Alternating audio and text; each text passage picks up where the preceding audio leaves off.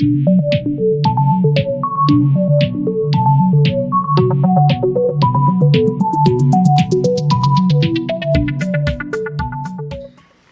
a cross hover, make sure that you keep turning that cross pivot.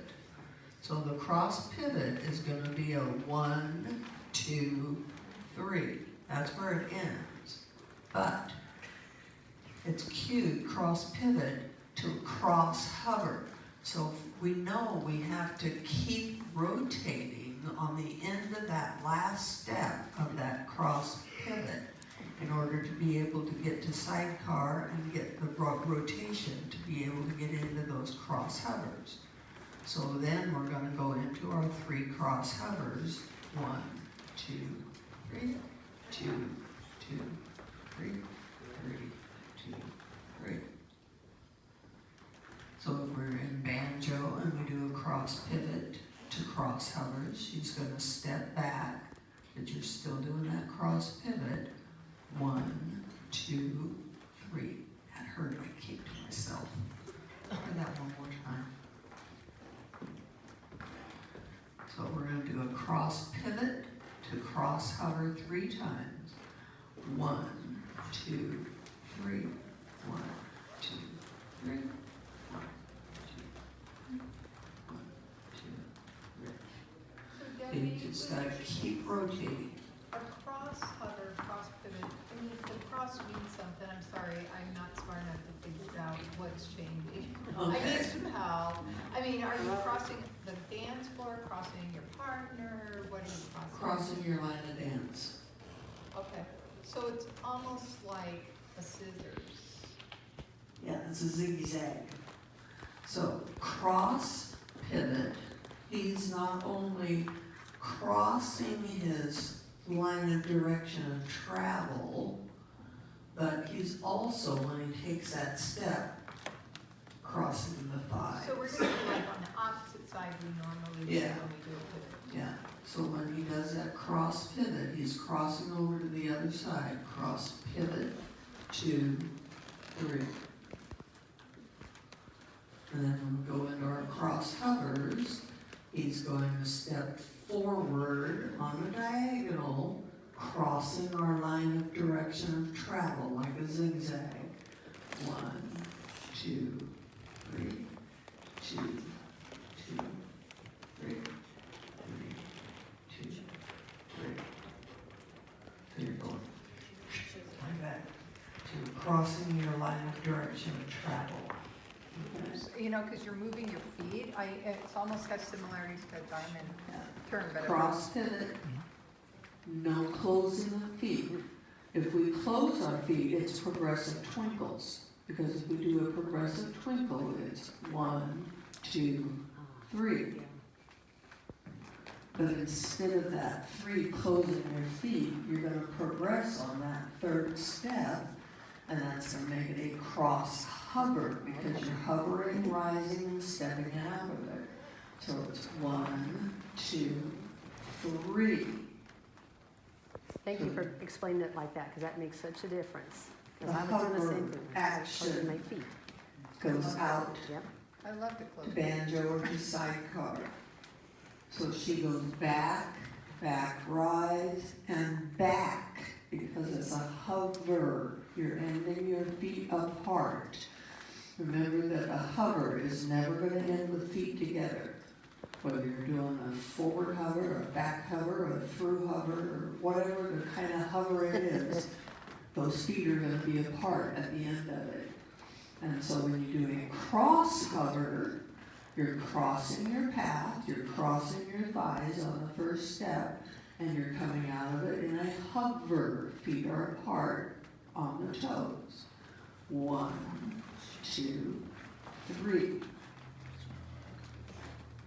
And that's where your cross hover ends. This particular dance, and in a lot of others, it's imperative that you do that spin overturn, and you do an overturn, which is a 7/8 rotation. Because a regular spin turn goes 5/8. That's a normal spin turn. But a spin overturn is gonna go another quarter more. So a spin overturn is 7/8 of a revolution with the man ending up usually with the man facing reverse line diagonal wall. He still took a back step on that last step, but his back step was to line and dance diagonal center. Now, if we step back and chasse to banjo from here, it's easy peasy, we can do that going down line and dance. But if you do a spin turn instead of a spin overturn, and then do a back and chasse to banjo, you end up going the wrong way on the freeway, okay? 3. So now we have a trailing foot free. I'm gonna stay plastered right up against him. As he does his back step, he's stepping backwards down a diagonal line in the center. Now he's gonna turn just a little bit to his left and chasse to banjo. 1, 2, 3.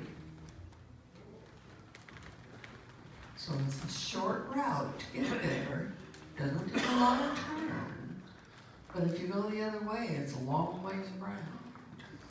So with the trailing foot free, back and chasse to banjo, 1, 2, and 3.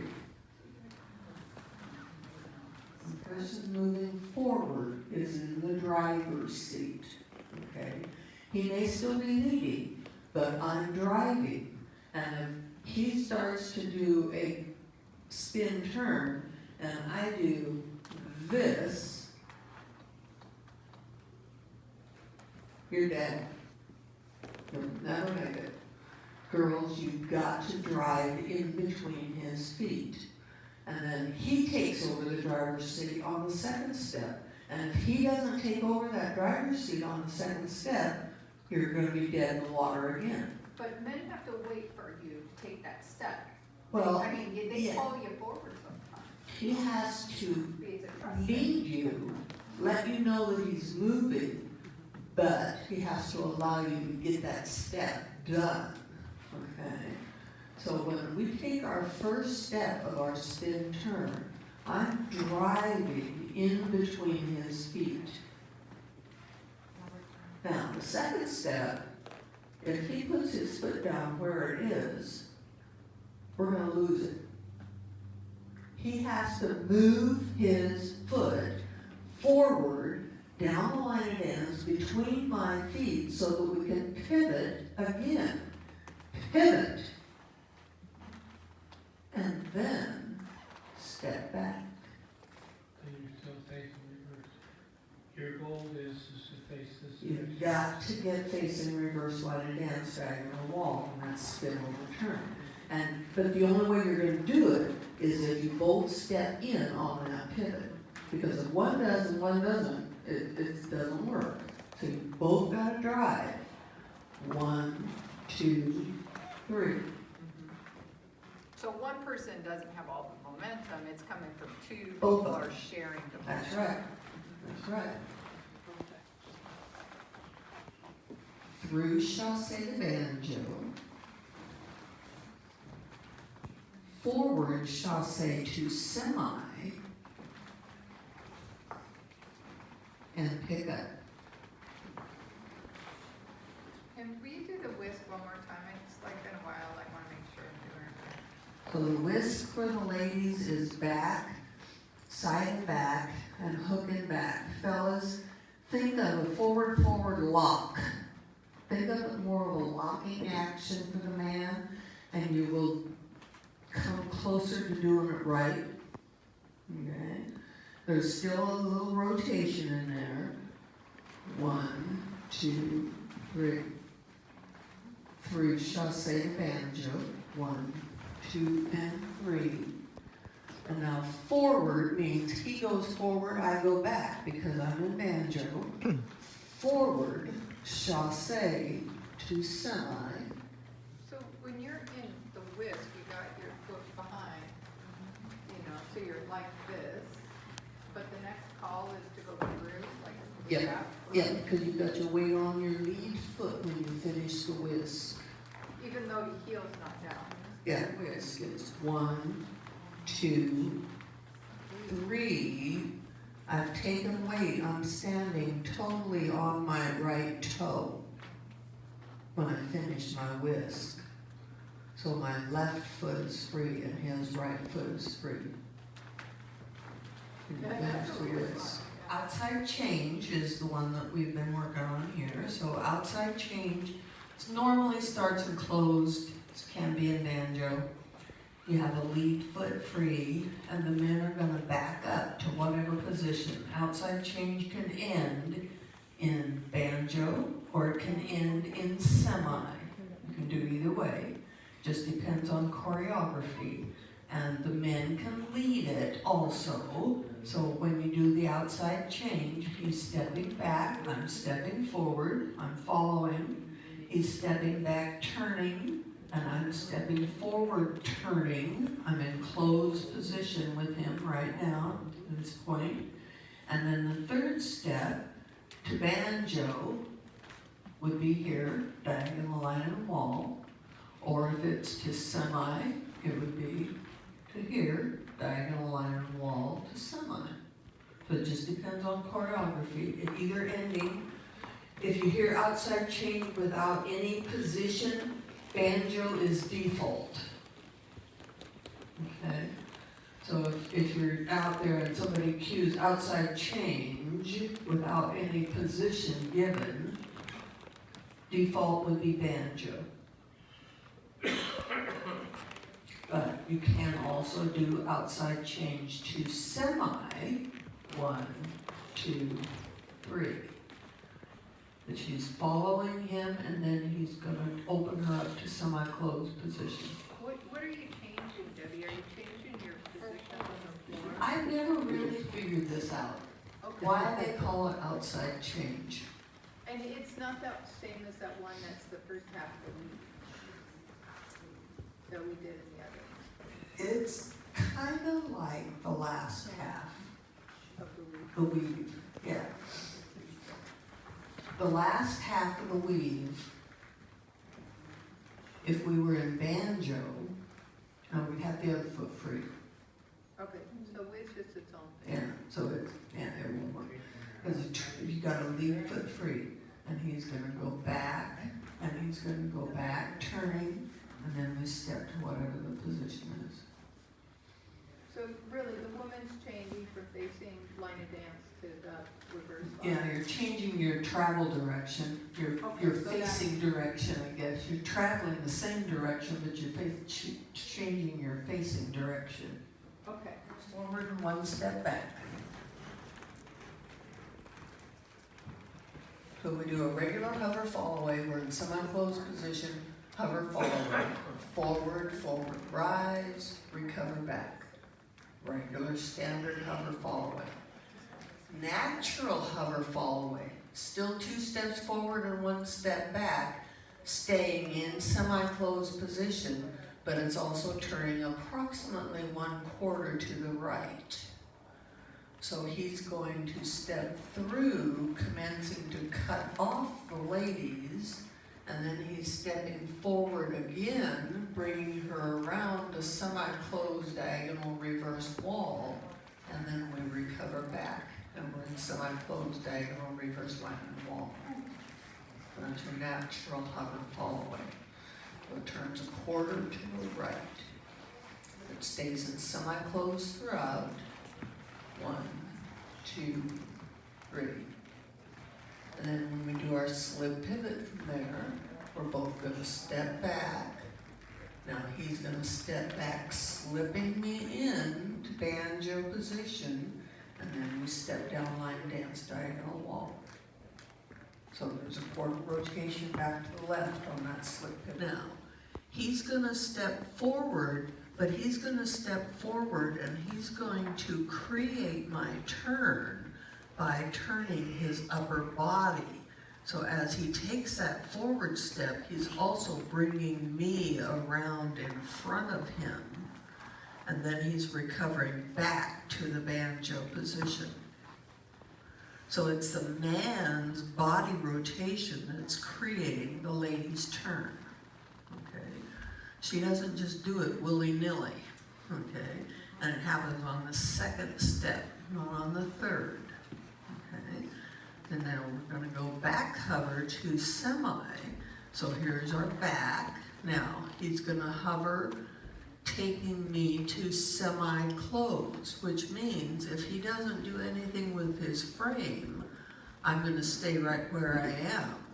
But if, as he steps back, he turns that frame, and I turn towards him, now I'm in semi-closed position. Because that upper body rotates and puts me where I'm supposed to be. So through hover to banjo. Would you like to do it right once? I didn't have a lead in world on that. 1, 2, 3. Back hover to semi. 1, 2, 3. And I can feel him moving me with his upper body frame. And that's what tells me to go, our feet in the middle. The difference is that we're going to turn a quarter to the left during that closing action. So we're going to step back and we're going to bring our foot back here, but we're not going to take weight on it right here. We're going to actually turn on our right heel before we take weight on that left foot. Turn our quarter turn. Then you transfer weight over to the left foot and then step out onto the right. Okay. But it's all very, very quickly over 3 beats of music. So she's going to step back. She's going to bring her feet together, but do not transfer weight. He's coming over here, and his body moving over there, the impetus of his body is what's going to turn you. And then you're going to transfer weight over to your left foot and step out to semi-closed position. So that's the footwork for the ladies. The men, you're trading places with your partner. You're going to trade places with her and end up in semi-diagonal line on a wall. So you got to get on the other side of her. So you're going to step forward, and now you're going to go through her over this way, and that's what creates her heel turn. And then we step out to semi-closed position. Because by him taking that early rotation, that's what makes my feet come together. So when we do our telemark, it's 1, 2, 3. It's a quarter turn. Quarter turn. Quarter turn.